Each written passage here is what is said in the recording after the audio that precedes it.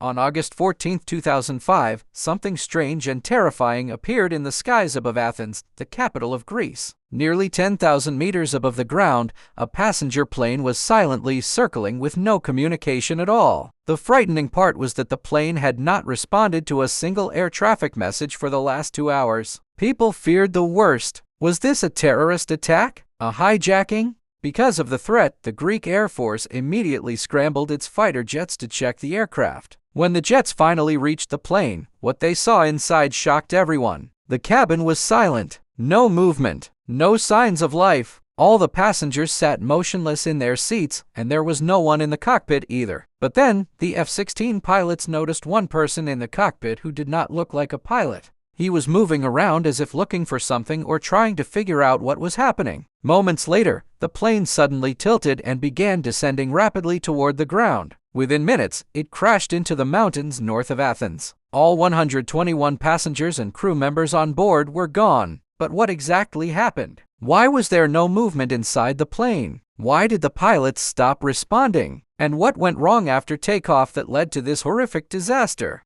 This is the story of Helios Flight 52, also known as the ghost plane. Welcome back to another video by Science with Max. On the morning of August 14, 2005, 115 passengers and 6 crew members boarded Helios Flight 52 at Larnaca Airport in Cyprus. Their final destination was Prague in the Czech Republic, but they had a scheduled stopover in Athens. It was summer vacation season, and most passengers traveling from Cyprus planned to get off in Athens. The captain of the flight was an extremely experienced man, 59 years old, with over 17,000 flight hours. The first officer was 51 and had logged more than 7,500 hours in the air. Normally, in aviation disasters, pilot error becomes a key focus. But in this case, the story was different. These two pilots had flown together before, and the first officer had often complained to his friends and family about the captain's strict and pressuring behavior. The airline was aware of this tension. Not only that the first officer's training record showed he struggled with checklist procedures. This detail later became extremely important. The aircraft was a 7-year-old Boeing 737-300. It took off from Larnaca smoothly and without any issues. When the plane crossed 10,000 feet, the crew contacted Nicosia Air Traffic Control and requested permission to climb to 34,000 feet, which they received. But as soon as they reached 12,000 feet, an alarm suddenly went off in the cockpit.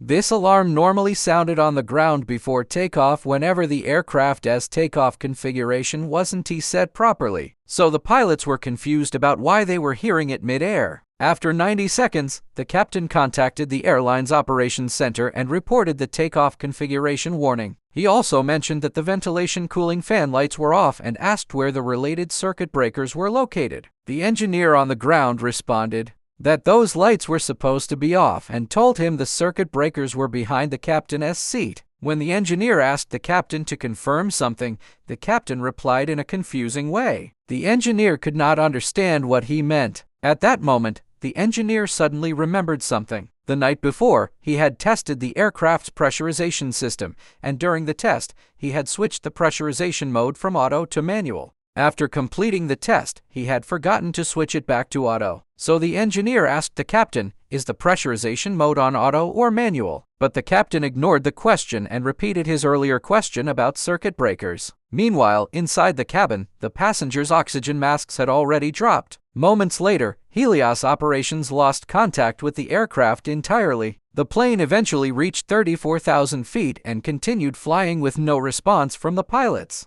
Air traffic controllers tried again and again to contact the plane. For over 20 attempts, there was no reply. They even asked nearby aircraft to try contacting Flight 52, but nothing worked. The flight entered Greek airspace without permission and stayed silent. With no answers and 2 possible scenarios, either a radio failure or a hijacking, Athens controllers cleared the plane for descent. But the aircraft did nothing. It stayed at 34,000 feet. With no communication at all, the Greek Air Force launched 2 F-16s. At 7:37 a.m., Flight 52 began circling Athens Airport in a holding pattern, waiting for landing clearance it never requested. During the 6th loop, the F-16s reached the aircraft. It was 8:30 a.m. One of the F-16 pilots reported that the captain's seat was empty. Passengers were motionless, wearing oxygen masks. As the plane made its 10th circle, a man wearing a light blue shirt and dark vest entered the cockpit and sat in the captain's seat. He put on the headphones and touched the controls. The fighter pilot signaled to him, and he waved back. Moments later, the left engine shut down from fuel exhaustion. The plane tilted left and began descending. A few minutes later, the right engine also died. The plane crashed into the mountains northwest of Athens at around 9 o'clock a.m.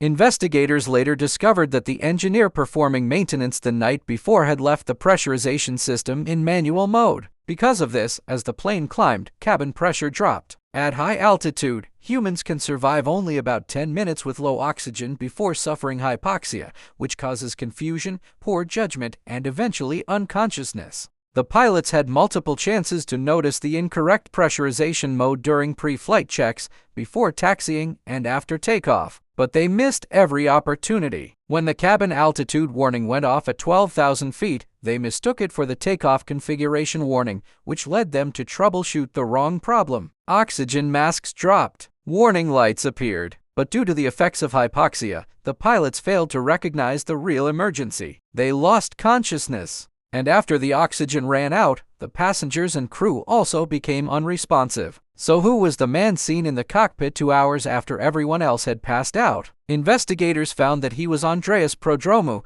a flight attendant with a commercial pilot license but not qualified to fly a Boeing 737. He had used a portable oxygen bottle, which allowed him to stay conscious longer than others. He tried to make radio calls but forgot to press the transmit button. When the engines finally failed, he had no way to save the aircraft. After the crash, investigators found that 3 of the 4 portable oxygen bottles had been used, confirming that Prodromou and possibly 2 other crew members were the last conscious people on board. The Helios Flight 52 disaster forced the aviation industry to improve pilot training, especially in recognizing different warning alarms and understanding pressurization systems. Since then, no accident similar to Helios Flight 52 has happened again. Thank you for watching Science with Max. Don't forget to like and share the video. Your support means a lot. See you in the next amazing story.